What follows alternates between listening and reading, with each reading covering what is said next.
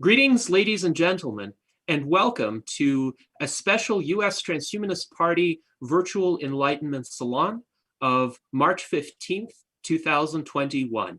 We have an esteemed panel today of U.S. Transhumanist Party members and officers. My name is Gennady Stolyarov II, and I am the chairman of the U.S. Transhumanist Party. With us, we have our Director of Applied Innovation, David Shoemaker. We have our Director of Visual Art, Art Ramon Garcia. We have our Director of Community Resilience, Alexandria Black, and we have our member, Jason Geringer. And for our special guest today, we have Jim Rutt, who is a businessman and entrepreneur, the former CEO of Network Solutions and the former chairman of the Santa Fe Institute. He was a crucial founding figure within the Game B community, which we will discuss today. And he also hosts the Jim Rutt Show, an interview podcast series examining cutting-edge thinking in science and technology and the future of our economic, political, and social systems and institutions. So Jim Rutt is always a wealth of insights and ideas about the current condition of humankind and humankind's future. Jim, we're very pleased to have you on today. And as an introductory question, for those of our viewers who might not be as familiar with your work at the Santa Fe Institute and for Game B, could you please provide an overview of those two endeavors and how they have evolved over the years? Thank you, Gennady. Great to be on here and chatting with folks. Santa Fe Institute is probably best known as the worldwide home of complexity science. Essentially, the study of the complex adaptive systems as a scientific phenomena.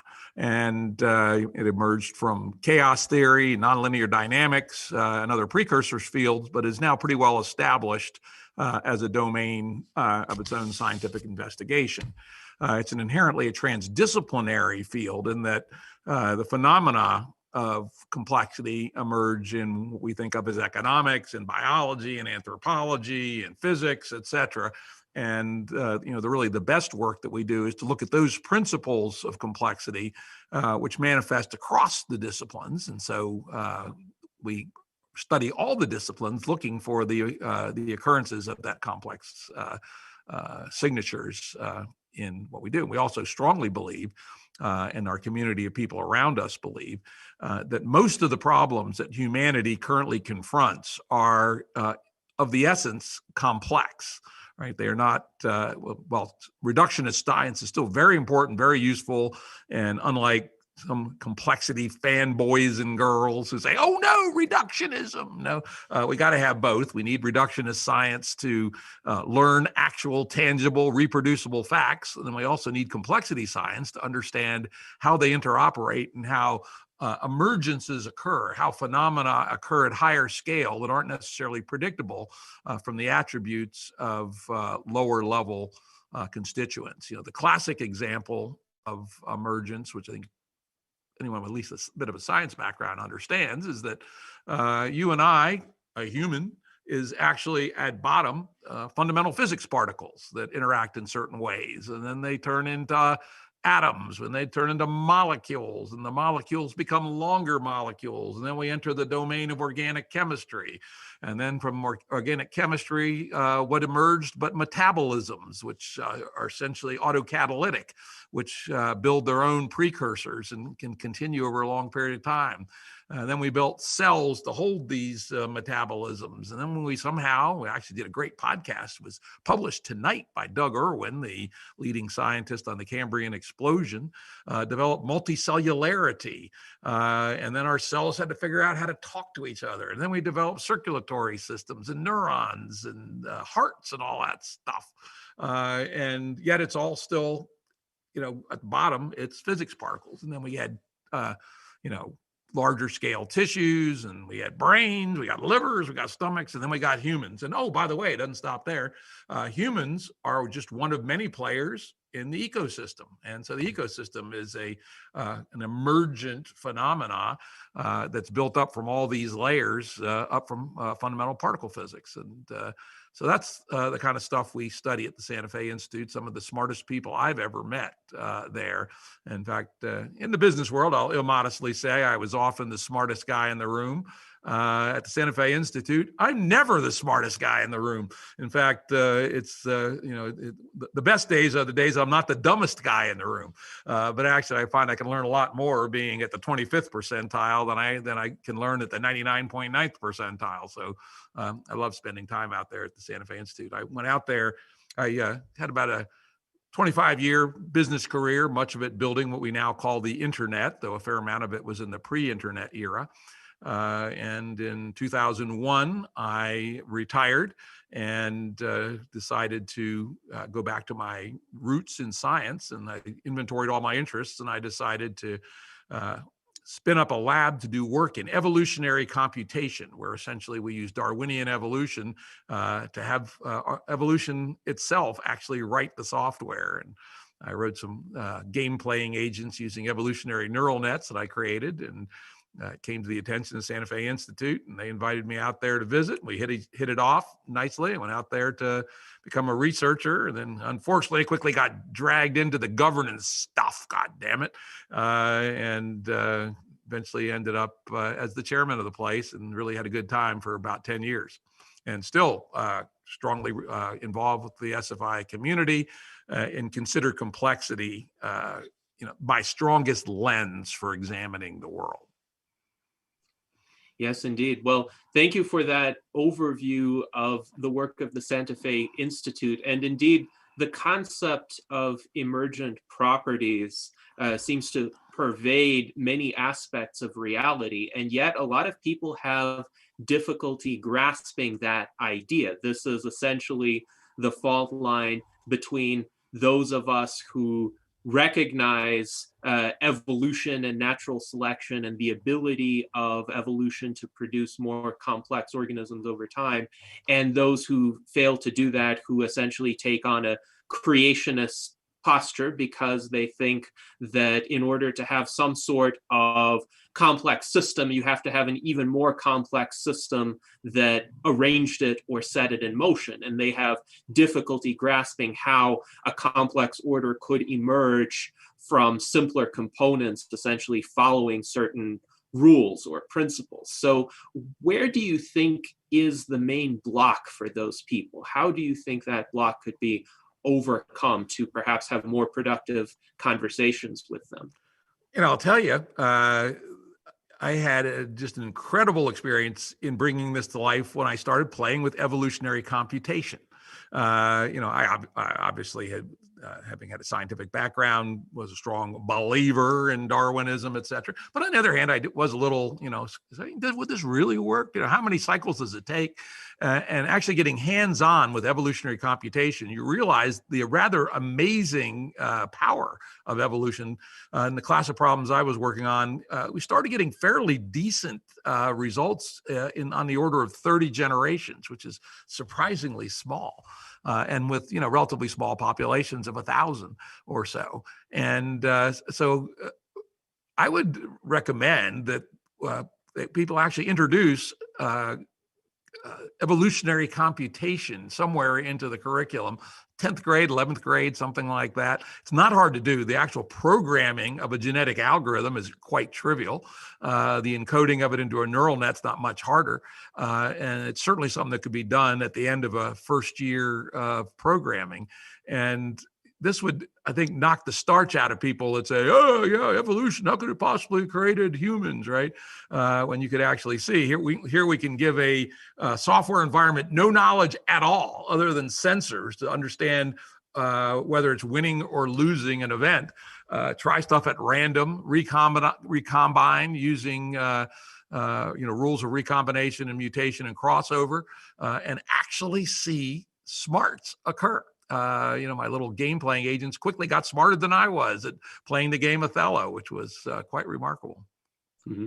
And of course, we've recently had artificial intelligences such as AlphaGo, for example, that were able to master incredibly complex feats like playing the game of Go better than the human world champion. And recently, the DeepMind AI was able to solve essentially the protein folding problem that had consumed a large portion of the resources of various distributed computing projects. So it does seem that we have a lot of these proofs of concepts in computation for how these evolutionary dynamics function. So yes, I think that's a hopeful possibility for getting across the awareness that these kinds of processes exist. Now, of course, the outcomes of these processes, they can be good or bad from our standpoint, in the sense that it's good that we are here, that we exist, that other creatures whom we interact symbiotically with exist. On the other hand, such processes can also produce deadly parasites, for example. And Alexandria Black has an interesting question about societies and societal emergence, perhaps also having possibilities for occurring in an unhealthy or undesirable way. So her question is, are there ways in which society is structured that run counter to healthy emergence? Can we have a bad emergent order happen, just like we can have a parasite evolve? Can we have a bad or suboptimal society evolve that is somehow reinforced by these evolutionary dynamics? Absolutely. In fact, I wrote a paper on this, popular paper called In Search of the Fifth Attractor. It's available on Medium under Jim Rutt. And in that, I lay out that one can think of a functioning society that's holding together for some period of time as a basin of attractor in high dimensional space. Think of it roughly as like a metal salad bowl with a marble in it. And the nature of the society, its sustaining pattern to represent the walls of the salad bowl, and the marble is the current position in the high dimensional phase space where the society actually is. And as things happen, shocks occur, competing civilizations push their way in and around, the bowl starts to shake and the marble goes up and down the side.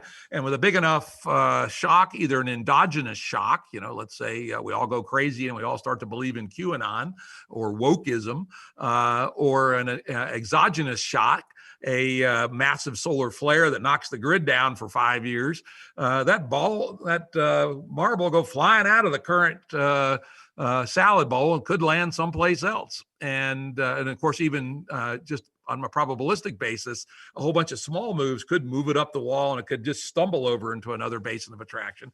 And some of those basins are not good. The ones I stipulate as existing are neo-fascism in the Chinese model. They call themselves Marxist-Leninists, but they're actually fascists if you look at what they do. You can look at the theocratic bad attractor. That one certainly exists in several different flavors. One that I worry about in the United States is the neo-feudalist attractor, kind of hyper-libertarianism, where a small number of people, the network effects continue to get stronger and stronger, and a small number of people essentially control everything, and we're all operating in a feudal structure, more or less like serfs for most of us. And of course, perhaps the worst attractor is chaos, where systems break down.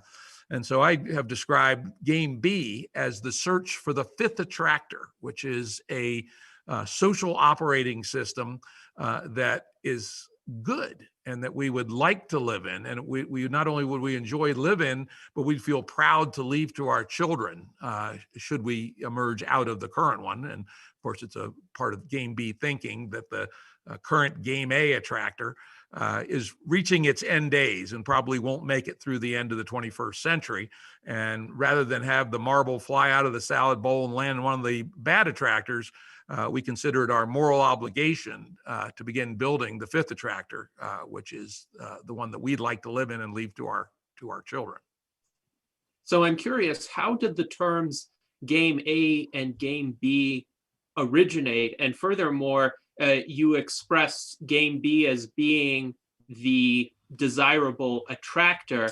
How would you characterize game A, which presumably is the status quo, or at least a set of influences that are shaping the status quo today?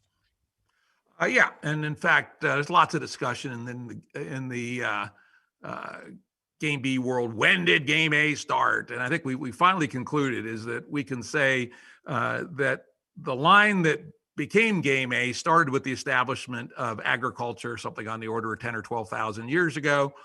Personally, I like to draw the line where for the current manifestation of Game A in 1694, which was the establishment of the Bank of England and the Glorious Revolution in England, which is the beginning of real constitutional monarchy.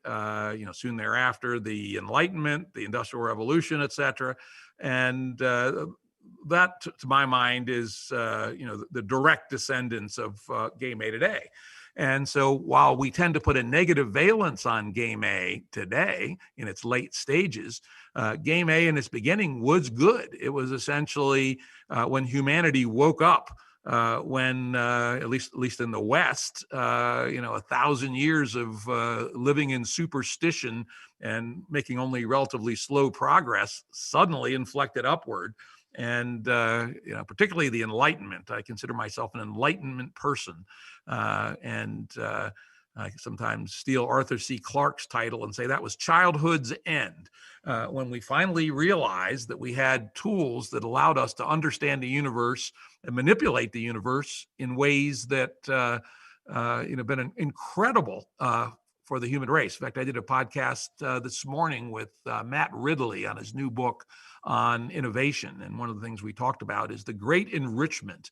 And most people have a hard time imagining how poor people were in 1776, right? And I gave the example of my own mother. Sure, didn't go back to 1776, born 1929. She grew up in a house with no electricity, no running water, and no central heat. And that was in the wilds of northern Minnesota, where it got 50 below zero.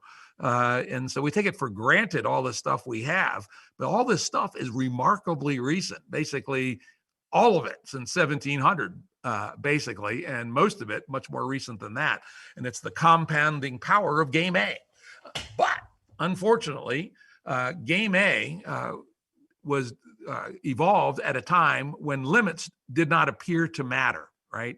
When the Watt steam engine finally became good enough around 1780, 1775, it was kind of hard to imagine that you take the implications of fossil fuel plus heat turned into work, essentially, and that was problematic. It seemed like hugely liberating. Before that, most of the work had been done by human or animal muscles, some wind and some water. And here we had magic. We could take this black stuff on the ground, burn it, turn it into heat, boil water, and produce motion, and liberate, mankind from drudgery. And that was just great. We went at it as hard as we could, basically, until about 1975. And then we started to look around and say, whoops, at least unless we have some magic technologies, we're starting to close in on some limits. And we can argue about where those limits are. But 8 billion people seems like a lot, right, on our Earth. The fact that by far the majority of large animal mass is now in the forms of humans and our farm animals. 85% of the mass of birds on Earth is in our poultry. By their definitions, these are getting close to the limits. And of course, we become aware of the dangers of using the atmosphere as a greenhouse gas dump, et cetera. And this is an area where I think we'll compare and contrast Game B and the transhumanists. We're also developing technologies which perhaps we do not have enough wisdom to wield reasonably. Things like CRISPR.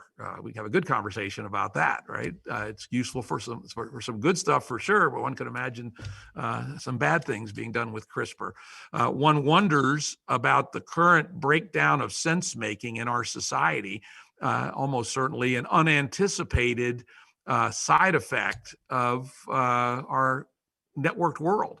As one of the people that helped build the networked world, I worked for the very first consumer online service called The Source back in 1980. We all thought we were doing the good work, right? That this has got to be a miracle for democracy, making all this information available to fingertips, et cetera. But I think we did not have a complexity view, and we did not have the epistemic humility that perhaps we should.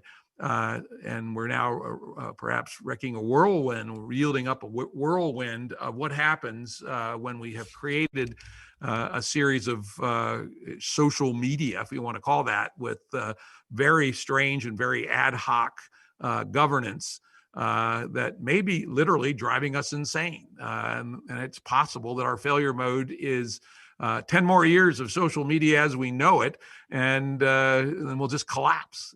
It could happen. So I think those are some of the perspectives that Game B brings to the table. But Game A was a wonderful thing, particularly in its starting around 1700 form, and liberated the human race from drudgery, from disease, from ignorance. At least half of us, and however, has proceeded at a rate towards the limits with no sense of break. And that Game B has got to be about building a society that from the beginning has the concept of limits built into it, is optimized for human well-being rather than being driven by late-stage hyper-financialized capitalism and the inner cycle of money on money return, and is designed to have an evolutionary context. We call this metastability. We think it would be arrogant to think that one could design a social operating system that would last for 500 years, especially in the context of rapid innovation. But we believe that one could have a meta idea of social evolution, that a society that one could identify as, let's say, Game B, could still be in existence 500 years through purposeful rewriting of its rules as it goes along. Yes, thank you for that quite helpful overview. And I think I know based on that overview where we can situate transhumanism, because we in the transhumanist movement tend to strongly agree that the Enlightenment, the scientific revolution, the industrial revolution were highly desirable. And indeed, we see the transhumanist movement as the logical continuation of these phenomena, using more powerful emerging technologies that can actually alleviate some of the side effects and the unintended consequences of the earlier technologies. Where I think there is a difference between transhumanism and Game B is that we don't see inherently the need for built-in limits. Rather, we see the possibility for technology to liberate us from the limits that were built in within unaltered nature, like the material scarcity that required certain forms of, say, dirty energy to overcome. And that dirty energy, it was extremely beneficial for its time. It was better, by the way, for even the environment to burn coal than it was to cut down entire forests or to burn dung, as people in some less developed countries still do today. And of course, natural gas is superior to coal. And yet there are these unintended consequences of climate change. And yet even the unintended consequences of climate change can be alleviated and then reversed with the next generation of technologies, the solar panels that are becoming more economical than fossil fuels now, with cheap and safe nuclear power, with geothermal power, with hydroelectric power. All of these can combine to undo some of the damage of the earlier technologies. So from the transhumanist perspective, the solution to some of these side effects of growth is more growth, better growth, smarter growth. And furthermore, we don't see the capacity of the Earth as being fixed, because consider, say, in the Paleolithic era, there might have been 2-3 million people in the world, and yet they hunted a lot of species to extinction because each human was extremely resource intensive because they didn't have smart ways to get their food. They had not developed agriculture yet. The only way for them to eat was to find some specimen of big game, maybe supplemented with some berries, but they hunted woolly mammoths to extinction. They hunted other large species to extinction. And we don't have to do that anymore. We can engineer in vitro meat in the lab. We don't have to, in the coming generations, even cultivate factory farmed animals for food, which is one of the activities that has the most adverse environmental side effects. So we can limit our externalities, our negative externalities, and at the same time still expand outward, grow the human population. For instance, colonize the ocean floor, colonize space, make better use of our land. Indeed, all of humankind, if you combine all of the infrastructure of civilization, place it in spatial proximity, would still fit within the land area of the state of Texas. It suggests that we're still not optimally utilizing the resources that we have. So I wanted to provide this contrast to give our viewers a perspective of where we align and where we perhaps diverge a bit, at least in terms of our thinking on limits. And by no means am I suggesting that we just need to do whatever was done in the 19th century or in the 1950s. I do think technological evolution is the necessary solution here. And without it, we are stuck in a kind of older, suboptimal dynamic. But what do you think of that? Can emerging technologies get us out of this situation where previous efforts to improve life had unintended and perhaps not entirely desirable side effects? Yes, and I think we don't actually disagree about the longer term vision. Where we may or may not disagree is on, do we need to modulate our pace for a while? I will say the Game B people in the main are not Luddites. There are a few. There are some hippie types, I suppose you'd call them. I'm not one of them. I would say it's not the main thread of Game B thinking. And we're well aware that there are opportunities ahead for humanity to do amazing things, including my own personal vision of colonizing the galaxy, right? But to do so, we have to not burn down our one and only home before we have the capability to realistically go off planet. And going off planet is harder than people think. If you stop and said, what would it take to actually make a colony on an asteroid self-sufficient and get nothing from Earth other than the occasional pirate raid down there? The answer is a lot, right? Living in space is pretty damn hard. And being able to have a replicating society on an asteroid is going to be even an asteroid plus a comet, which is what I would use if I was building a space-based civilization. I'd tow a comet near an asteroid and use that as my my building blocks. It's still going to be really hard. It's going to take quite a while. It could be 5,000-10,000 years, and we've got to find our way through that. I would also say there is in Game B a softer side, which may conflict some with transhumanism. I'd love to get your reaction to that, which is it's our sense that humans, as we are, and we can talk later about augmenting humans, are living in a rather inhumane way in many cases. You know, the 9-to-5 rat race we talked about in the pregame show, the sausage factory schools we send our kids to, I live in a very, very rural area, a long way from civilization by design, though I do go back to the big city about a month a year. When I go to New York City, what just jumps out at me is taking the subway. As a good New Yorker, I'll do. I'm in New York. Everybody's looking down at their shoes, or nowadays looking down at their phone. They have no interaction with the other people in the subway car. This is not how apes with clothes should be behaving. And so a big part of Game B is building an appropriate way for apes with clothes or not clothes, if the weather's good enough, to live in a way that is fulfilling in our animal being. We call that conviviality in short. How do we live together in a joyous fashion?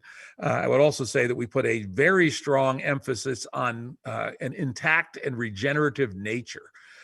So we would not feel good about destroying the natural life on the ocean floor for the purposes of building unlimited undersea colonies, nor would we like to see, at least at our current level of technology, our population be any larger. In fact, we think the population over time should be smaller, more on the order of 2 billion people than 8 billion, so that the natural world with its generative capabilities can continue on its way. I mean, as we talked about in the pregame, I like to say that humans are about the stupidest possible general intelligence, since we're the first ones over the line in our evolutionary tree, and Ma Nature is seldom profligate of her gifts in evolution, so we're probably just barely over the line. I know enough cognitive science and cognitive neuroscience to point at where those limitations are. I mean, 7 plus or minus 2 working memory, what the fuck, right? That's not very smart. Our Earth could bring us other generally intelligent species. How long would it take for a raccoon to evolve to general intelligence? I don't know. Humans did it in 7 million years since last common ancestor with the chimp. 7 million years might get us an entirely new general intelligence from raccoons, or from could be another branch off chimps, or it could be something else. Give it 100 million years, and that's since before the age of the dinosaurs. I think the chances of another general intelligence evolving in our evolutionary line are pretty damn high. And we think it would be just wrong and immoral, and also aesthetically unpleasing, to stifle the generative creativity of the natural sphere. And so Game B is strongly committed to living with nature, not minimizing our footprint. We will intend to live well, but we don't believe that it should be our job to destroy nature for the purpose of maximizing the amount of human meat in existence. Now, I do think there is a way to bring the other intelligent life that you describe into being, and that is to uplift other species through deliberate human agency, which takes a lot less time than natural, in quotes, evolution, because one could make the argument that if humans get to the point where they can uplift a species, it would be within human nature to do that, and to essentially bring about that outcome, but without all of the horrible collateral damage that evolution inflicts. Keep in mind, 99.5% of all species that ever existed are now extinct, and evolution doesn't care about the individual at all. The individual is just a vessel for propagating a genome. Furthermore, even if an individual from any objective standpoint could be considered to be a better specimen, say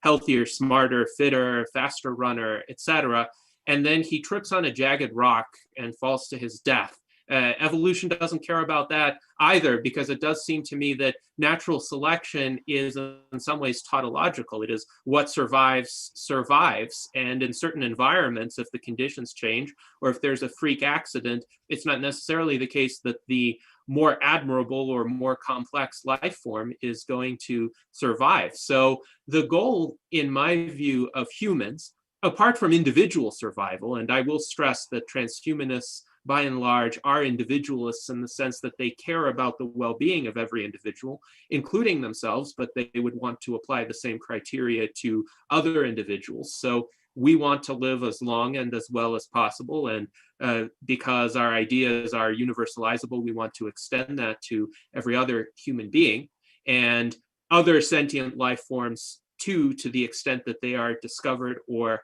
developed. So we want to find a humane way to achieve some of the same outcomes. If there is other intelligent life to be discovered or to be developed, we can do that without the carnage. We can do that without the immense loss of life and immense indignities that natural evolution has inflicted. So it is an outgrowth of the philosophy of the Enlightenment, where instead of just leaving things to chance, even though evolutionary dynamics can lead to meaningful and more complex outcomes over time, we do it intentionally. We do it intentionally because it is the more humane thing to do. And note that the word humane originates from the same source as humans. So we see this positive side of humanity that we want to amplify. I will say one more thing on this. Transhumanists are sometimes mistaken as being anti-human in some way or trying to overcome our humanity. I would say we're trying to augment our humanity, anything that is good about humankind, including positive emotions and beneficial ways of interacting with other people, meaningful conversations, sincere exchanges of ideas. We want to amplify that. Anything that is bad, anything that is limiting in a way that thwarts us as individuals, that shortens our lives, that makes our lives less enjoyable or less meaningful, the kind of factory farmed life that you described, for lack of a better term, we want to overcome that too. So we'd rather have people conversing in Enlightenment salons rather than riding the subway staring at their phones. So that's my response. Again, I don't think we have as much of a divergence in values, but I do think I agree with you. We have a bit of a divergence in timeframes, because I want this future for the people who are alive today. And I think many transhumanists see a technological path toward that. And if we just let evolution take its course, then we're just going to be in a long line of thousands of generations who fall victim to this very suboptimal process. Yeah, it's interesting. Yeah, I think that is the difference, because I'd say at least the majority faction of the Game B world, which is famously pluralistic. One of the things we pride ourselves on being a very big tent. We have people from everywhere on the political spectrum. We have religious people. We have militant atheists like myself. We have the non-religious but spiritual, whatever the hell that is. But we have them all, and we think that's good. But I do think that, say the sort of a central tendency does believe that very advanced technology is the human destiny. And as I said, my personal vision, I don't know if vision's the right word, my goal is, it's a two-part fork, which is SETI. Are there other ones out there? And those who listen to my podcast know, any scientist that has any reason to have any reasoned opinion about SETI, I ask them. And I've had Jill Tarter on as a guest. I've had David Brin on as a guest. I've had lots of conversations about SETI. But it's a little sidebar here. It's kind of interesting. As a nerdy 12-year-old, I was absolutely certain that there was intelligent life in the galaxy. Right? Oh, I just run the numbers, take the Drake equation, make any reasonable assumptions. Got to be 100,000 of them. Well, as I've learned more about it, learned more how to think about fat-tailed distributions, complexity, the difficulty of finding certain kinds of solutions, needle in the haystack mathematics. And you go, I am now completely agnostic on whether there is another sentient and communicating civilization in our galaxy at the present time. I can give you 50 arguments why there isn't, and 50 arguments why there might be. And even though we can't find them, maybe they're hiding. So I have mankind's destiny as a two-branch fork. We keep doing SETI until we come to some conclusion that there's nobody there. Robin Hanson has some, I don't know if you know him, he's an interesting thinker from George Mason University. I've had him on a podcast 3 or 4 times. He has a very interesting and fairly dark view of it, and his argument's a pretty clever one, that there's probably nobody there, and the reason might be that there is harvesting things that happen to civilizations as they advance, and that there's a great silence out there. And if that's indeed the case, then it's the second fork. Humans have to figure out how to not fall into one of those pruning scythes that have cut down the emerging intelligences, and then go on to bring the universe to life, or at least our galaxy. Once we get the galaxy done, then we can see if we have time to do the universe. And I think there's a lot of Game B folks that would agree with me, but we would do it with some more modesty. Frankly, I'm much less concerned about it happening for my generation. I'm 67 years old. If I make another 20 years, that'd be great. Time to hand it off to the next generation. And if it takes 10,000 years for us to make it to Alpha Centauri, that's fine. On the scale of the universe, that's nothing. On the scale of geological time, that's nothing. And even on the scale of human evolution, it's not much. So I would say that most Game B people do not feel a crushing need to do it now, and that we much prefer to preserve nature and to build very humane ways of living, and we'll avoid the factory farm and staring at our phones through other methods rather than hyper advanced technology right this instant. It's interesting because you mentioned a lot of various hypotheses about whether there's sentient life out there. And it does seem that in the face of limited empirical evidence, a multitude of hypotheses are conceivable. And right now, from our vantage point, we can't really rule any of them out, even though some people may take positions one way or the other. But I think the best way to resolve this is indeed to live long enough to accumulate the additional evidence and then see what that suggests. I think once we colonize even one additional world, be it the moon or Mars, we'll be in a much better position to answer some of these questions. If we have, say, a base on Mars from which humans or robots or both might be able to sample the soil throughout that planet and see what traces of potential life forms could there be there, to study the geological history of Mars to a much greater extent, that could lend additional evidence that might favor one hypothesis versus the other. And of course, as we colonize the galaxy, we would obtain a lot more information. I want to be around for that. I think a lot of transhumanists do. And so the time scales matter to me, not just for this, but for many other reasons as well. I think this is a good time to open up the discussion to the panel. So for our US Transhumanist Party officers and members, having heard this discussion about key features of Game B and how they relate to transhumanism, what are your thoughts or any follow-up questions? David Shoemaker, please go ahead. Hi, thank you. Jim, you mentioned Matt Ridley, and I'm about halfway through his book on innovation, how innovation works. And as I read through that, it becomes apparent that innovation from his viewpoint, and I think he's persuaded me, has to do with trends that cross paths, and then you have a natural result, and that explains why inventions happen in different parts of the world at the same time, that they're discovered. So I'm wondering what your thoughts are as far as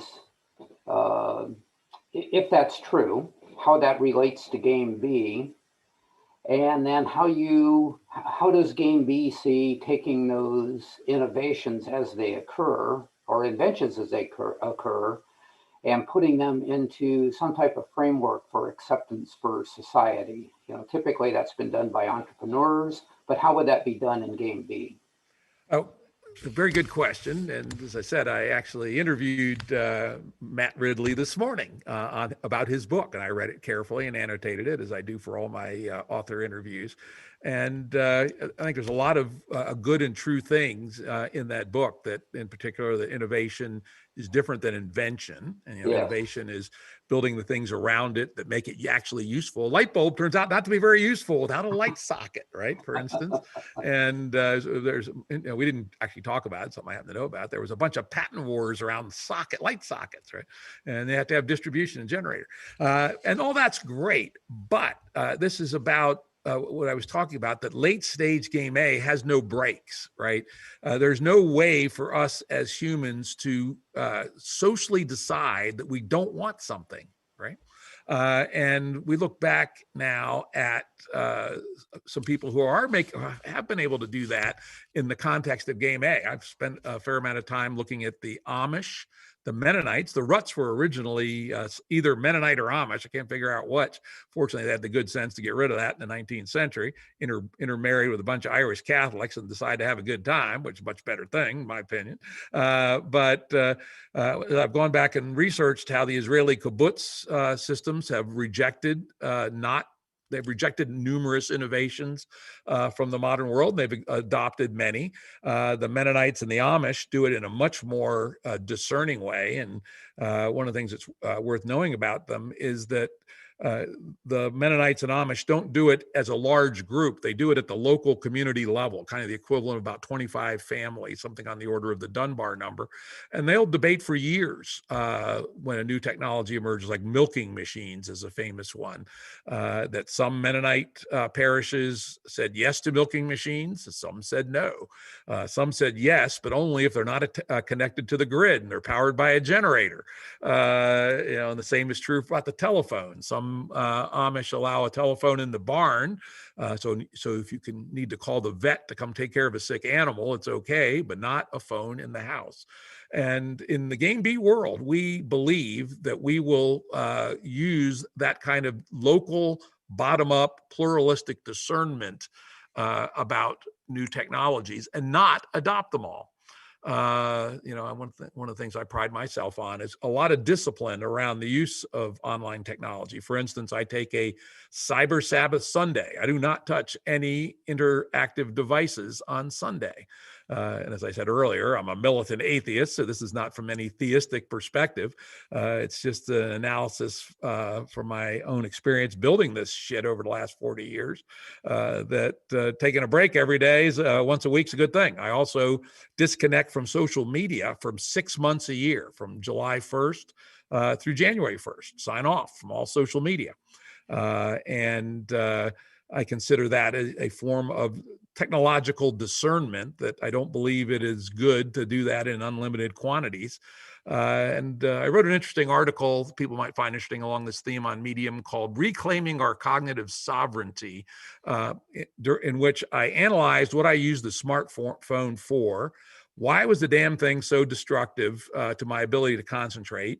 I read a bunch of research, cognitive science research, on its ability to disrupt our thinking.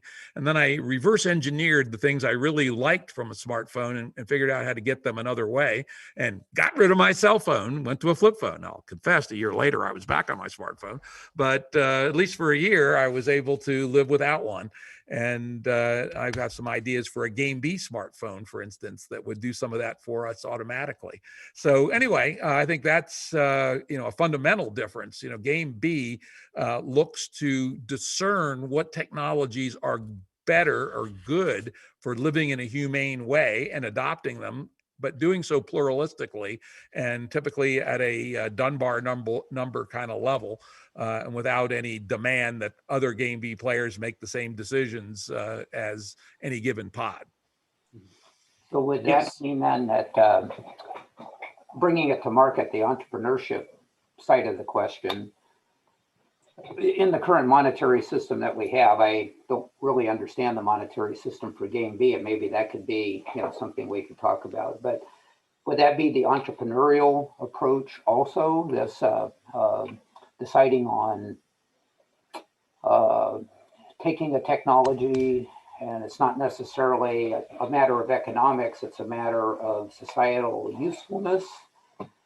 And then yes, finding we would not be driven by the relentless money on money return engine.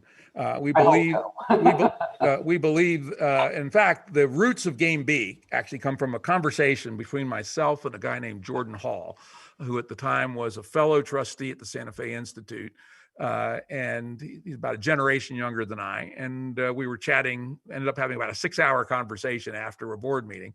And I said, when I joined the business workforce in 1975, there were still people who were quite ethical in leadership positions in American companies, and they would not do things that they believed that were wrong, even though they might be profitable. And Jordan chimed in and said, well, when I joined the workforce in 1994 in California, that was definitely not the case. If it was arguably legal and profitable, not only should you do it, but you must. And then we agreed that it had gone even further, and that by the time we were having this conversation in 2008, the ethos of cutting edge business in the United States was, even if it was wrong and illegal, so long as the penalty for getting caught was smaller than the benefit for doing it, you should do it. And you think about Facebook, Google, Uber, they all obviously live by that ethos. And we reject that. We reject that a society built on maximizing money on money return is the highest of all possible human values, and that we need to build a social operating system in which efficiency is still honored, in which competition is still real, but which other values help define how we organize ourselves and how we live. Mm-hmm. And I do agree with you on this, by the way. I think one of the changes that may have brought about the kind of deterioration in ethical decision-making you describe is the advent of the legal theory that publicly traded corporations are obligated to maximize short-term profit for the sake of their shareholders, instead of taking a longer-term view, or a view that is more multifaceted in its objectives. The concept of the benefit corporation emerged as a way to counter that, at least in part. But the very fact that one has to have an alternative legal arrangement in order to encapsulate some of those other values does suggest to me that the original form of the publicly traded corporation had certain core errors in its design. With that, yes, go ahead. Yeah, that was a late theory that emerged from a court decision. If you'd gone back and looked at the history of the corporation, not that long ago, corporations were only issued by the king or Congress for special purposes, often for limited periods of time, like to build a canal or to build a harbor or something like that. And the public benefit was clear in those incorporations. It was only in, I don't remember what the year, but maybe 1970s perhaps, that there was a quirky court decision that ruled that a board of directors had a fiduciary obligation to screw everybody and maximize shareholder value. That was an accident in history which should be reversed. I also like to point out to people that you don't actually need the benefit corporation to do that. All you need to do is to amend your bylaws. As long as the bylaws are explicit, let's say we're going to take all of our profits and buy whiskey for alcoholics every Thursday, right? That's a perfectly legal thing to have in your corporate bylaws. And before people invest, as long as they read the bylaws or sign a piece of paper that said they read the bylaws, then it's entirely legal to run a major corporation for the benefit of giving free liquor to alcoholics. So I do point that out. However, it is true that the benefit corporation focuses our attention on that more. In fact, I'm helping an entrepreneur right now. It could well be a unicorn. It's a really big idea. And we're going to incorporate it as a Delaware beneficial corporation. And I think that's a small step in the right direction. In the Game B world, we're also concerned about how we work.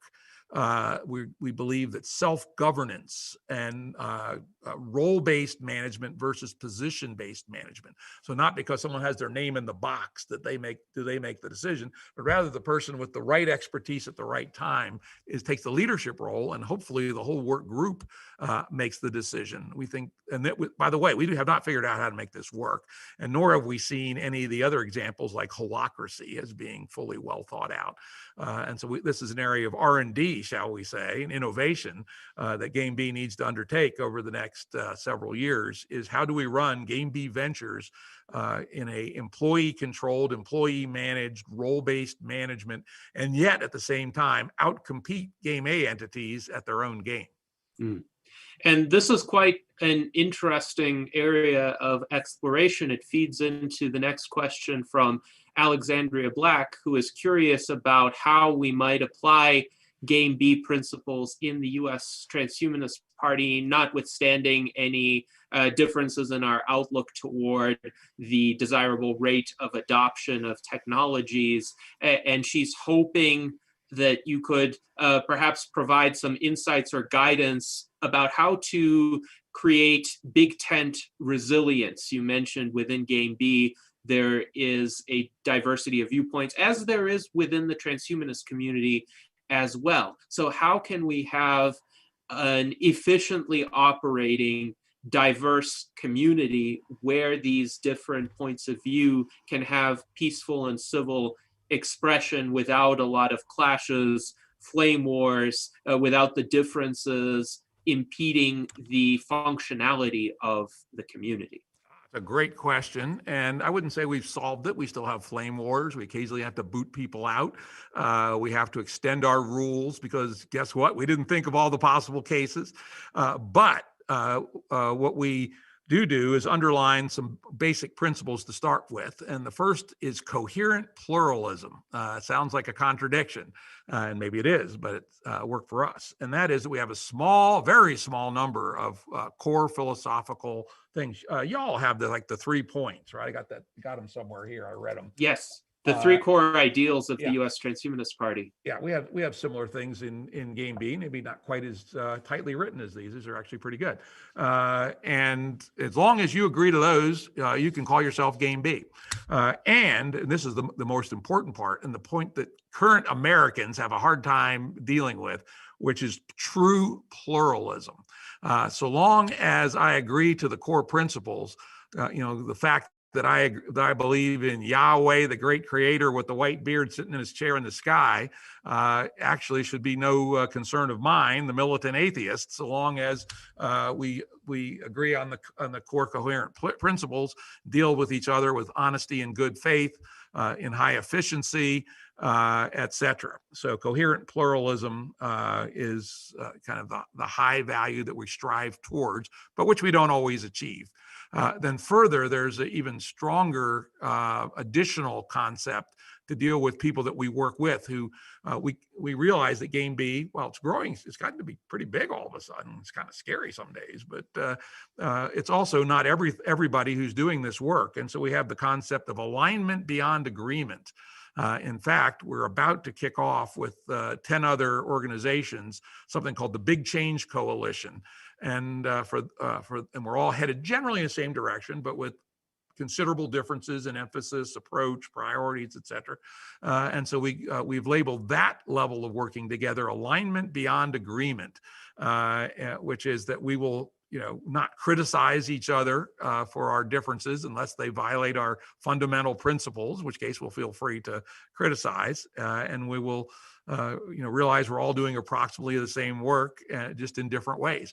And that used to be an Enlightenment view, right? That we could have a plurality of perspectives. It was always a tension, right?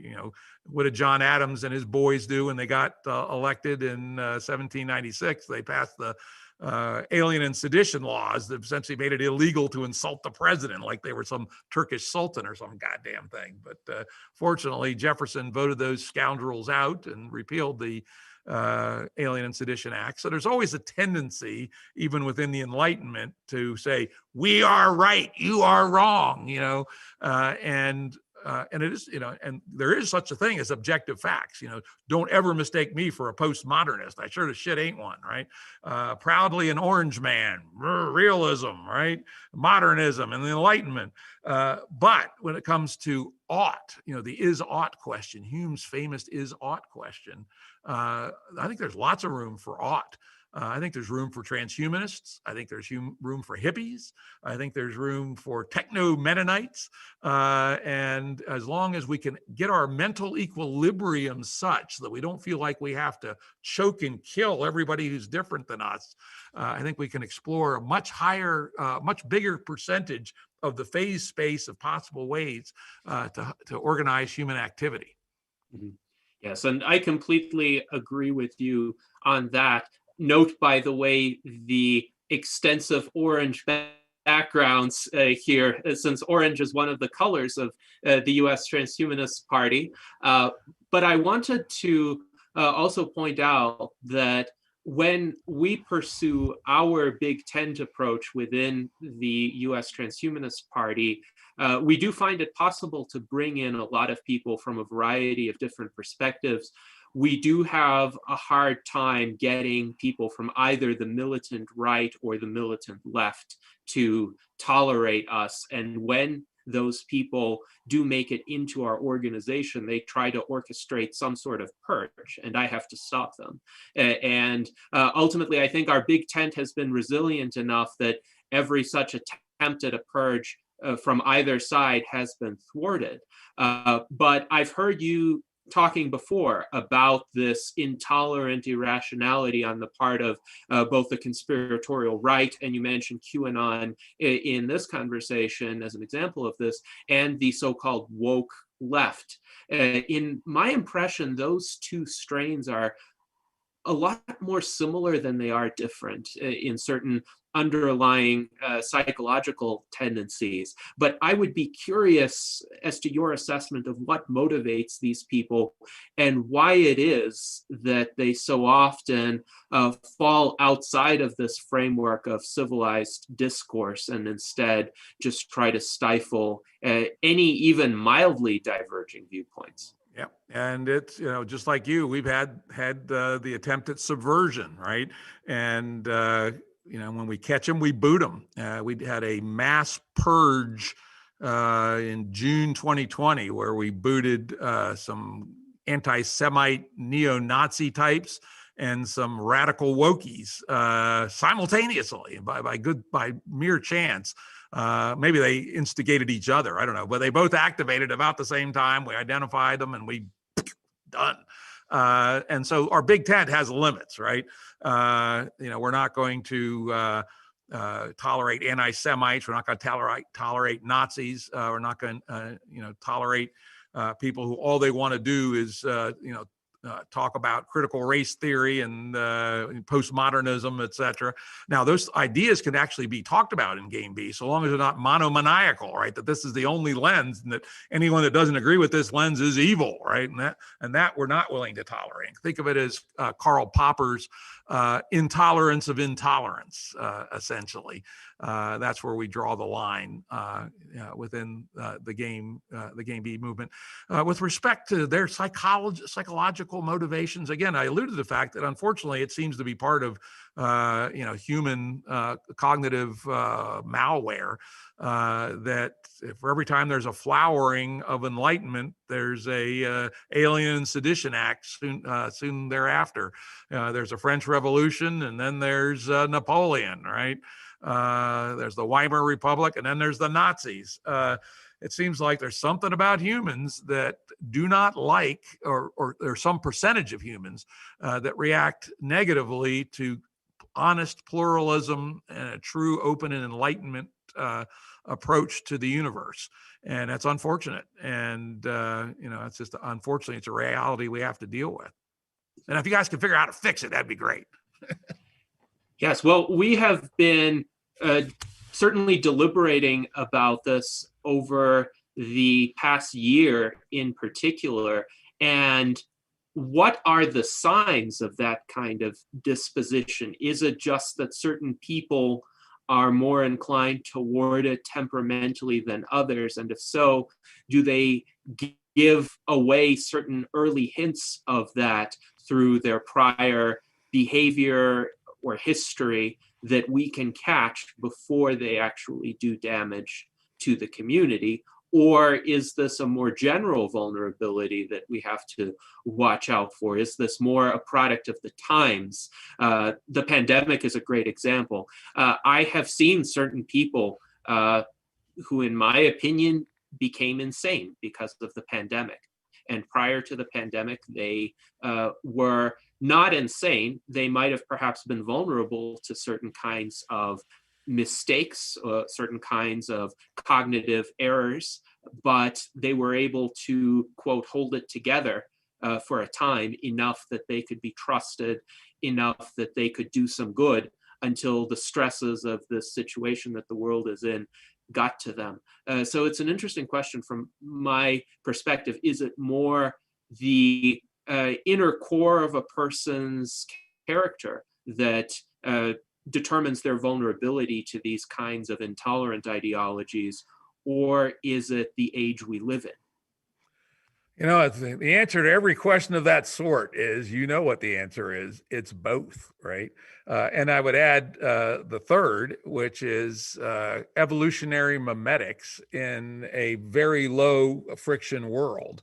We're in a world where ideologies can organize relatively rapidly. They improve through evolutionary processes by upregulation, downregulation. Memes that don't work go away. And so, think about something as crazy as QAnon as an example of a rapid cycle evolutionary memeplex that has turned out to be very virulent. I would argue that wokeism is the same, maybe even more virulent. And there are people who in the non-existence of either one might not have been captured by these mind viruses. But because we have this, high temperature, high nutrient petri dish called social media, and then the things linked around it in a fairly complex ecosystem that does evolutionary mimetics like it's never been done before. I think these artifacts are the third thing that we add into your typology. And so it's all three. It's people's characteristics and culture, either both genetic and developed. I think it is the state of the world, and I think it is high virulence memeplexes evolved in the petri dish of our networked world. Yes, indeed.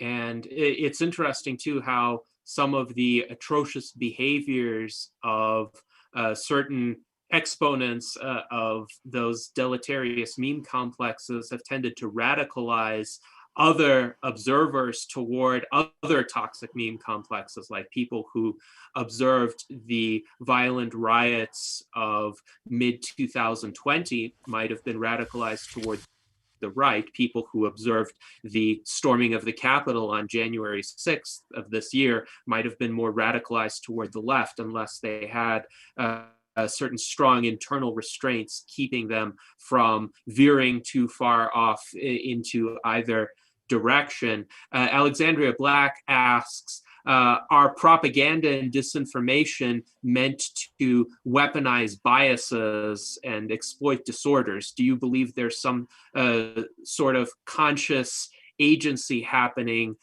in certain circles to get people to become radicalized in these ways? Or do you think more of the dynamic is just inadvertent feeding upon itself, and each prior iteration makes the next iteration worse unless we consciously counter it? I think it's a fair amount of both. I mean, hell, I'm going to confess to being a purposeful propagandist for my extremist views, right? If you were to explain Game B in copious detail to a absolute middle of the road person, they think we're fucking nuts, right? And so from that perspective, I'm a propagandist and a mimetic warrior. And so I'm doing my own little bit to push my versions of reality. And so are you, Gennady. If you explain this to my mother when she was still around, she'd say, you're nuts. I know you're not. I know you're just another person working out on the cutting edge.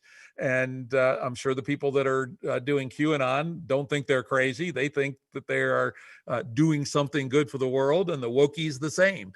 So I think there's, and again, this is this new petri dish we live in, where there's so many of us pushing different ideas, and some of them catch fire sooner than others. I wish Game B had caught on like QAnon did, right? Maybe it will eventually. It has a nice R, has a nice positive exponential, but it didn't grow as fast as QAnon did. But so there's many of us out there, and so I think that's a big part of it. I also do think that, again, I keep coming back to this. We did not create this networked world of mimetics. It just evolved, right? and what grows in it, what gets upregulated, what preys on what pre-existing cognitive biases that we know we have, right, is, I think, still underexplored. And so you combine the fact that it's now very inexpensive for any of us rabble rousers to attempt to rabble the, to rouse the rabble, plus the very complex network nonlinear dynamics of our interconnected space. Hard to say what the hell is going to happen. We're living in the middle of the experiment. Yes, and these are certainly fascinating times to live in. Temperamentally, I often prefer to be the detached, dispassionate observer rather than a participant in the thick of things. But the age we live in also, I think, pulls us in to be participants, even if we are temperamentally not inclined toward that. We do have a bit of a provocative comment in the YouTube chat from John H., who is the same age as you, Jim, who says, quote, "I get the distinct impression that those of you too young to remember the riots of the 60s and 70s have no idea what street violence is like." Now, for those of you who did have some experience of the 1960s and 70s, do you agree with his assessment? Are we living in milder times in terms of street riots, or do you think he's mistaken? Well, so far, and I do I tell kids today that despite all the craziness, it's still not as crazy as 1968. That was peak crazy in the last period. Martin Luther King is assassinated. Bobby Kennedy is assassinated. The sitting president is basically run out of office. 40 American cities have very major damage done to them. The U.S. Army is called out to suppress these riots. And I think there was 18 people killed in the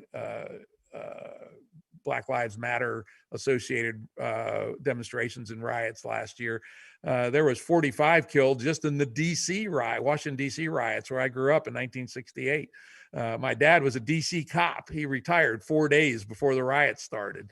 And so, yeah, I would agree with him that 1968, a period between 1968 and 1972 was, in terms of actual street violence, and the fact that the weathermen were setting off a bomb every day for 4 years, basically. People forget that. So we have not reached that level of in the street. It may just be that we're too overly domesticated for that sort of stuff these days, or the other shoe is yet to fall. Well, I have made the argument over the years that technology, particularly video games, computer games, the easy availability of online media, act to restrain people from committing acts of public violence. Because if a person is inclined to go storm City Hall with a pitchfork, that person might just much more readily play a first-person shooter game and get the rage out that way. And that, in my view, is a beneficial tendency. I'd rather have people playing first-person shooters in their homes and leaving the political decision-making to cooler heads than going to storm City Hall with pitchforks or the contemporary equivalents thereof. But of course, when people do storm government buildings today, there is a widespread reaction and outcry, as we've seen with the siege of the Capitol. And one of these reactions was algorithmic censorship on social media. Rightly or wrongly, a lot of people blamed Facebook, Twitter, Parler for essentially allowing these groups to coalesce and kind of feed upon one another in their toxicity. But the remedy that was proposed was in some ways more sweeping than the problem. And you were a victim of that remedy too, Jim, because some algorithm banned you, and then ultimately some algorithm decided to reinstate you, also not giving a reason. And we've had several other respected members of our community within the transhumanist movement receive the same treatment. I'll give you an example. Lincoln Cannon, who is a prominent Mormon transhumanist, shared an article from Ben Goertzel, another prominent transhumanist and AI researcher, about decentralized social networks. And he got banned from Facebook without any explanation, without the possibility of appeal, just for sharing that article, apparently. Then Dan Elton, our US Transhumanist Party director of scholarship, got banned. And here's how I think the algorithm got him. He had been the administrator of a Facebook group that was originally created to help our former, now disgraced presidential candidate, Ben Zion. And you may be aware of what happened with Ben Zion, but he was spreading false information about the US Transhumanist Party. And so Dan renamed that group to Countering Ben Zion's Libels. Now, Ben Zion, by the way, is a pseudonym. This former disgraced candidate of ours is not actually Jewish. He culturally appropriated a Jewish name. But I think what happened was Facebook's algorithm saw a Jewish name and the word libel. And of course, Jewish people have been libeled a lot throughout history. And so the Facebook algorithm, which is not a smart algorithm, probably flagged Dan's attempt to rename the group as an anti-Semitic move, and that's why he was banned. But these hypersensitive algorithms arose all of a sudden after the January 6th storming of the Capitol. And then miraculously, a few weeks later, perhaps the intensity of the algorithms got dialed down, and somewhere on the back end, Facebook realized all of the mistakes that were made and very quietly reinstituted those accounts, not even telling the people whose accounts were reinstituted. So what is your analysis of, one, what could have led to your own algorithmic censorship, and two, how this unfolded, that there was such a huge degree of mistakes made by ostensibly a company with a lot of resources, a lot of ability to prevent this? Spent a lot of time thinking about this and talking about it. In fact, I chatted about it with some length with my friend Ben Goertzel, who you mentioned. I've been an advisor to his OpenCog project since 2014. I've actually even done a little bit of work on the OpenCog project from time to time. And here's to the best of my speculation, and I run it by other AI experts in addition to Ben. They all say plausible, but unproven, which is, first I'm going to give you the facts. At first, I thought I had been banned for having been fairly bunctious about free speech on Facebook for a while, posting links to free speech articles, denouncing, people who were attempting to get other people banned, et cetera.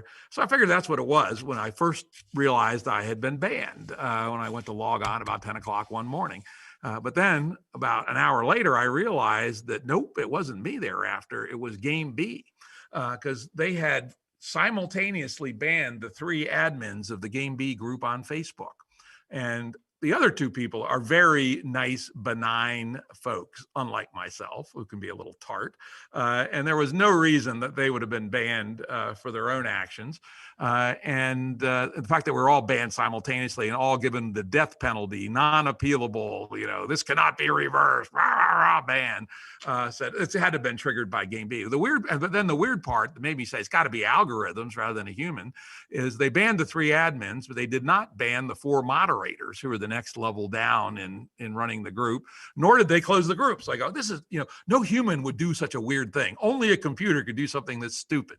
And so we raised on holy hell. We got some friends of ours, big audiences. I whipped up some of my own mob. We eventually had 6 million people bitching about this, quite literally. We also know people at Facebook. We had them look into it. And within 10 hours, the ban was reversed. And of course, classic Facebook, they don't tell you why you were banned. And they don't tell you you've been unbanned. We were actually having a Zoom call on, firing up the war against Facebook when we all got emails just a few minutes apart from our friends say, hey, looks like you're back on Facebook. So no apology, nothing, we're back. We were back on Facebook. And so anyway, my theory is as follows. The algorithms they use are deep learning neural nets, almost certainly, because that's the cheapest, most scalable technology we currently have. However, those of us who've played with these technologies understand they have no semantic knowledge at all. They don't know what you're talking about. All they can do is essentially get a big digital fingerprint from the relationships of parts of speech, words, sentence length, maybe even vowels versus consonants. Who the hell knows? And they don't know, because a deep learning neural net is an opaque device. It just reads out a result, and at least the ones that are scalable at Facebook scale have no ability to give any explanation for their behavior. So our best guess, my best guess, and as I said, not nuts by other AI experts, including Ben Goertzel, is that Facebook trained up some of these hunter-killer AIs on QAnon material, and then let it loose on the world. And even though Game B is the other extreme from QAnon in terms of being rationalist, kind of pointy-headed, serious, we even have a rule against talking about current events. There's no current events, no partisan politics. Couldn't be more different than QAnon. But on the other hand, it explores ideas in an abstract way. It reacts to events in the world and tries to place it against our philosophy. So in some crazy high order space, you could imagine a low dimensional projection of that looking the same as QAnon. And so that's what we think happened. And I coined the phrase Facebook's war on thought. I said that what you guys have done is accidentally, by training it on QAnon, created hunter-killer AIs that anyone who's involved in fairly complicated explication and discussion of a philosophy versus events in the world get tagged as being like QAnon and get shot and killed. And so anyway, that's our theory. We got sufficiently pissed off about this that we went and created our own online home called the Game B Home, which for people that are interested, you can check it out at game-b.org. It is now where most of the action in the Game B world is. It's our own independent, self-moderated, self-run, self-paid for platform that's kind of like social media, but better. And that's where we're moving. There's still some action on the Facebook group, but I would say by the end of June, we hope to get all of it over onto our own platform. And I encourage other people who, a guy I was on his podcast asked me all about this, and he's a person from the agriculture world mostly. He said, well, you made the mistake of building your barn on rented land. And I love that analogy. I go, yep. And I had no title to the land, and for any or no reason, they could boot us off. And they didn't actually boot the group off, but they certainly could. And so we said, that's really stupid to build a barn on rented land. So it's now cheap enough that one can spin up one's own community quite inexpensively, and they're quite good. In some ways, better than Facebook. And I would say the quality of the discourse on the new Game B Home is actually better than it is on Facebook, because this was not designed to maximize engagement, but rather to have people read carefully and then comment thoughtfully. What a concept. And so we're damn happy with our move. Mm-hmm. Yes, and it's interesting to consider what will get people to perhaps shift from some of these large platforms that had a first mover advantage like Facebook into more of the specialized forums for communities where discourse is prized over just the sheer flow of information. I think one of the reasons why Facebook appeals to people is because it's a one-stop shop, essentially. They can keep track of what their friends are doing. They can keep track of their intellectual and political and aesthetic interests. But at the same time, they're subject to a huge platform risk, as we have seen. So what do you think will catalyze a wider public shift to counteract this network effect? Do you think it's just enough people becoming fed up with Facebook because the algorithms make too many irrational decisions, or will something else have to change? I don't know. Unfortunately, humans are lazy and inertia is strong. And so, as an old fart, people, one of the things I've learned since I was a firebrand 25-year-old, I think those are it, right? People are lazy and inertia is strong. So, unfortunately, while some of us pioneers will go out and do our own thing, and there are other people doing their own thing every day, it's actually pretty hard because, most people don't remember to go to the new nexus. So you have to have a pretty high level of commitment. And in fact, in the business of building online communities, I always refer to this as the hardest thing to do is to build a new nexus of attention, something to ask people to pay attention to. So it has to be a pretty strong community that people have a strong level of identity with and are willing to now go to this new place every day rather than just chase the little red dot on Facebook, which is easy and inertia bound. And so I would not recommend you do it unless the binding energy in your community is high. Fortunately, in Game B, it was high. We also selected a platform that has email notifications built in and turned on as the default, so that even if at first you don't remember to go to this new, different destination, you get email ticklers to remind you, and hopefully over time you tune those down. At the same time, you build the habit of going to this new location. So like any other marketing activity, there's a certain amount of art and science involved in making the migration in such a way that you create a new nexus of attention. However, I don't believe that most groups or most people have the skills or the knowledge or the expertise to pull this off. And so I would frankly say that we're probably better off with regulatory legislation. Now, I hate to say it, right?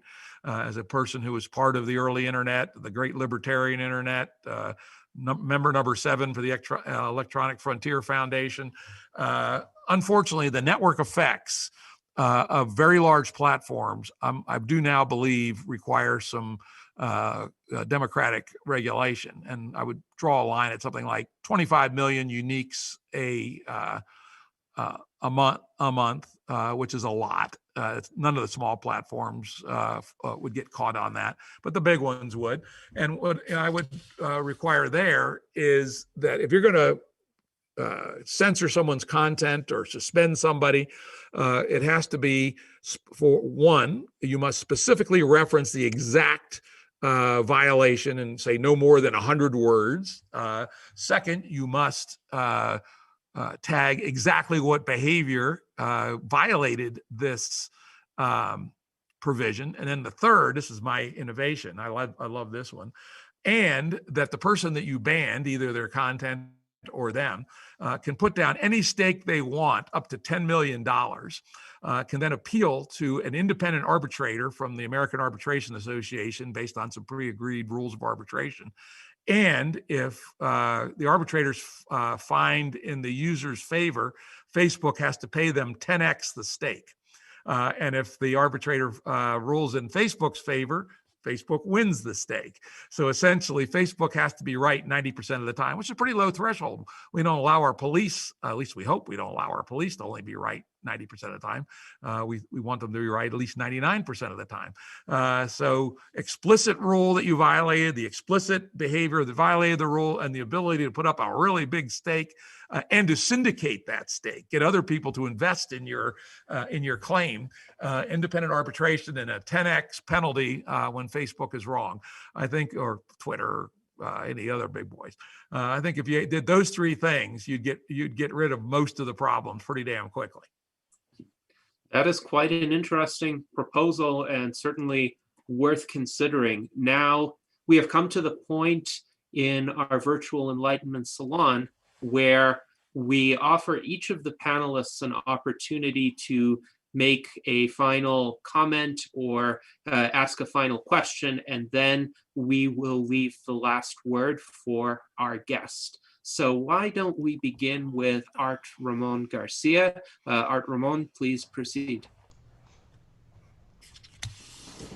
Yes. Ronald Reagan mentioned an alien threat that would unify humans, and George H.W. Bush mentioned a lot about a new world order. How does Game B feel about a one world government, this big unifying tent, so that we can financially afford a planetary defense system, against asteroids or any other alien threat? Well, first, personally, and I'm not going to speak for Game B here because we have never actually addressed this decision, I'm opposed to one world government until there's multiple worlds, at least 5, on the theory of pluralism.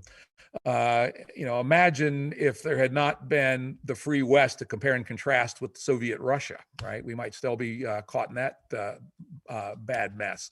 On the other hand, Game B does strongly believe in cooperation and operating as peers to solve problems. We believe, for instance, global warming will have to be solved by some peer-based mechanism where it's in everybody's interest to solve global warming.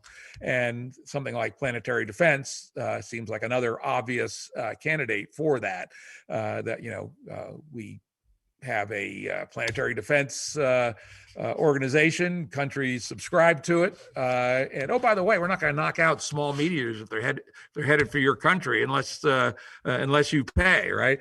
And so you get some tangible benefits for being part of the volunteer fire department to protect the Earth. All right, thank you. Great. Yes. And by the way, the U.S. Transhumanist Party strongly supports experimentation with seasteads, micronations, other sovereign or quasi-sovereign jurisdictions, precisely for the sake of harnessing the benefits of pluralism. If such experimentation were not available to people, then the rate of political innovation would slow down greatly. So now let's go to Jason Geringer. Jason, what final comment or question do you have? Well, I checked out your Facebook group, and I've been to your new Mighty Networks social media site there, and I noticed that you have a page that has lists of other groups that some of your members are starting new groups. There's like Game B mapping, and there's Game B this and Game B that. I'm wondering if there's a way where, because like I got a social learning group, Wisdom of the Crowd. The Transhumanist Party is going to have the Transhuman Club. Is there some way where we can agree, like what you were talking about work together even if we don't agree on some stuff? How can we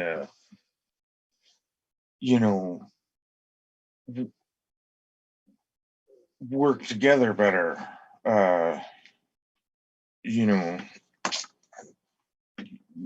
Should we use the same incentives and maybe share certain, I'm just. Yeah, let me throw out 2 ideas for you. One, as you noticed on our new Mighty Networks platform, the Game B Home, one of the reasons we selected it has very good support for subgroups.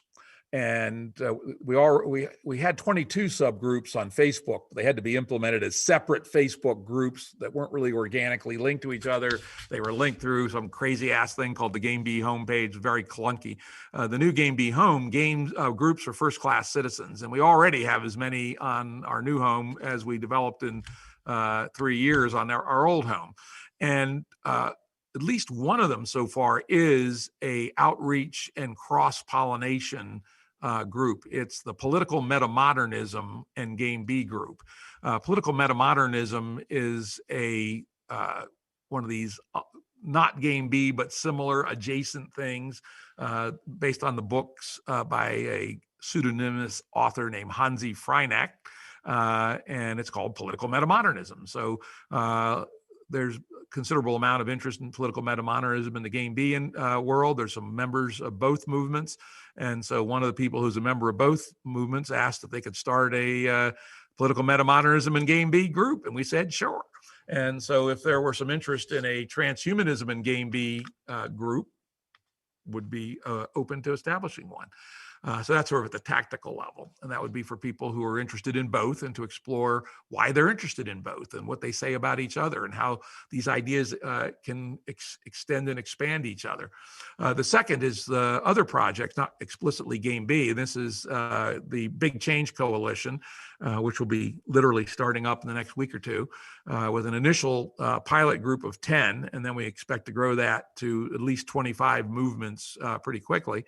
If you guys were interested, and if you agreed on our core principles, which you may or may not, then you might be able to be part of this bigger thing, which is going to have its own online home also, but mostly aimed not for the masses, but for the leaders to coordinate with each other in areas where it makes sense to coordinate. Again, no coercion, not asking anybody to change who or what they are at all, but having a platform to share opportunities and opportunities to work together. So I'd be open to talking to both of you guys, talk to you guys about both those. Yeah, that's perfect. That's exactly what I was looking for.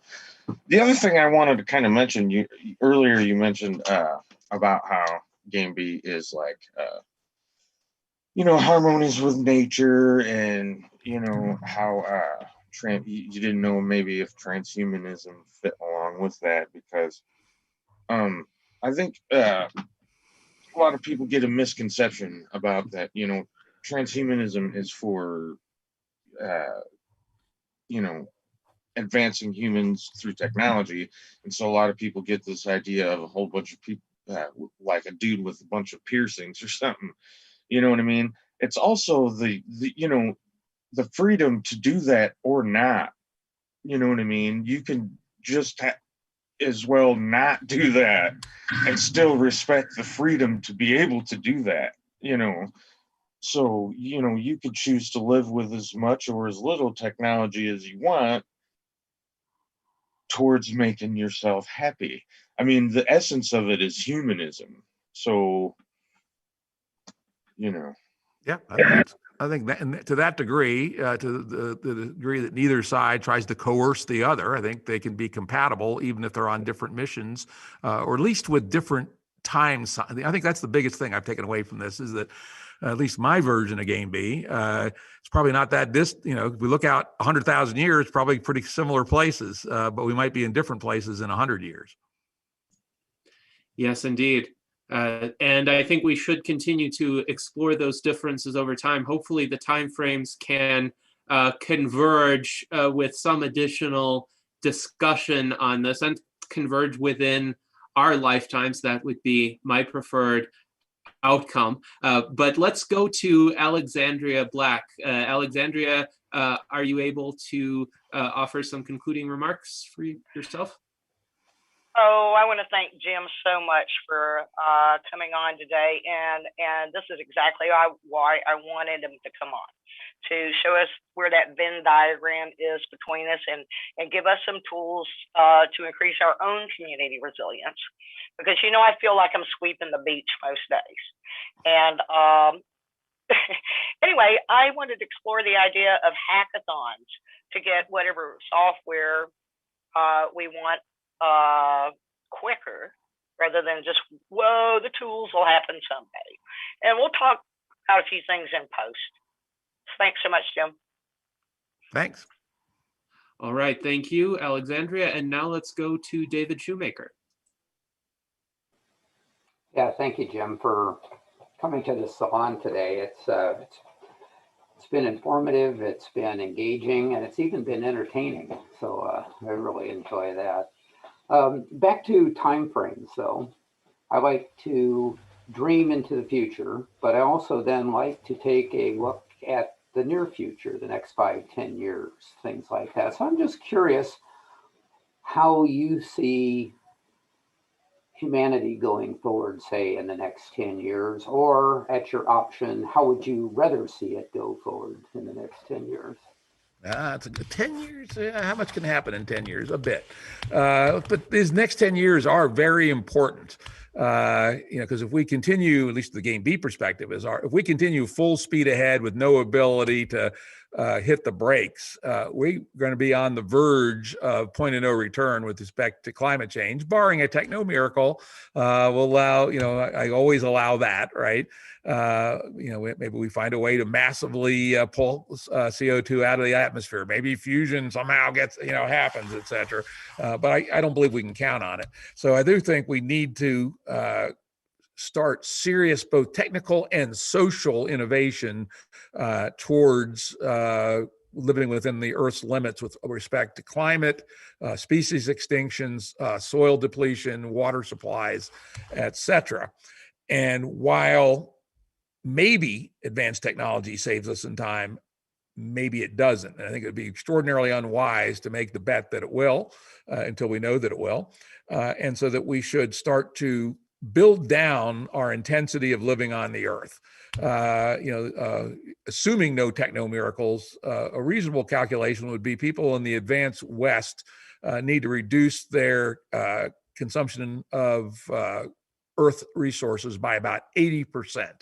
And it turns out we can still live very well in doing that, particularly if we invest in organizing how we live around conviviality, sociability, physical beauty, honorable and ethical dealings with each other, family, honest and good child rearing without all the crazed pressure to get into Harvard or all that horse shit. And so I see the Game B movement and the people who are in alignment with us moving towards less earth resources per unit of human life, while making human life subjectively actually better than it is today in the Game A rat race.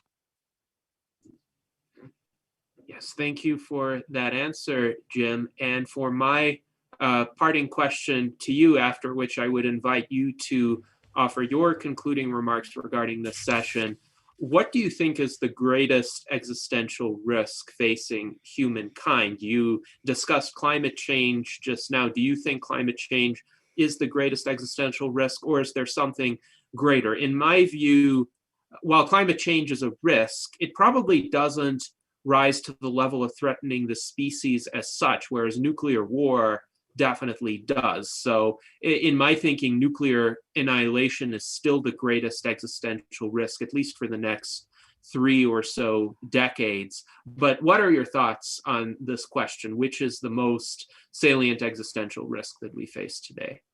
I try not to get polarized on any one. I realize it's an ensemble of risks that we're dealing with. One of the bigger ones on a probabilistic basis is that the Yellowstone caldera will blow, at least for the United States. About one chance, probably at this point in 100,000 years. What about a Carrington effect solar flare, which happened in last time, 1848? If one were to happen today, would take the grid down probably for a year or more, with God knows what follow-on implications. Astronomers guess, they don't know, but a Carrington effect size solar flare is about 1 in 500 years. So I put that one pretty high up. And as far as we know, it's an entirely stochastic process. So it could happen tomorrow. It could happen tomorrow, or 3 days from now. It takes 3 days for a solar flare to get from the sun to the earth. We always have our good friend, the dinosaur killer. Put them in there. We just had a very mild example of what a global pandemic could look like. People freak out, and as you say, people has driven a lot of people crazy. But on the scale of bad pandemics, this wasn't very bad, right? The death rate was maybe 0.7%. I think we'll find out probably. One could easily be 50%. Smallpox, right, was about a 50% killer. And so we could have something as bad as smallpox. And again, does it kill the species? No, almost nothing kills the species. Even a nuclear war probably doesn't kill the species, but it knocks our civilization a long way back. And which we may or may not be able to climb back out from. One of the points I made actually in our conversation today is because of the fact that we've depleted most of the easily accessible fossil fuels. If a society's knocked down below technological civilization, it misses that interesting bootstrap that we got, 200 years worth of fossil fuels. Because without advanced technology to do things like fracking and tar sands and things like that. The amount of fossil fuels left isn't very big. And so that it may be a lot harder to jump over that chasm than it was for us, because we did luck into this 200, 300 year supply of fossil fuels. And then, of course, I've mentioned this before, just endogenous collapse is a real possibility. We drive ourselves insane in our warring memeplexes in the overheated petri dish of our networks, or we see a move of the woke virus really trending strong, and that produces a violent military reaction by the fascists and the anti-Semites, and we end up with a civil war. Could happen. Which of those is the worst? Hell if I know. They're all pretty bad, and I think we have to look at a portfolio of risks and deal with them all. And one can certainly hope that we will be able to avert them all. I think this is a goal on which the transhumanist and Gain B communities are united. We don't want any of those catastrophic scenarios to occur. So now we come to the point, Jim, where I would ask you for your parting words. What are some key ideas by which to conclude this conversation, or any additional insights that you want to express that you think might be relevant for our viewers?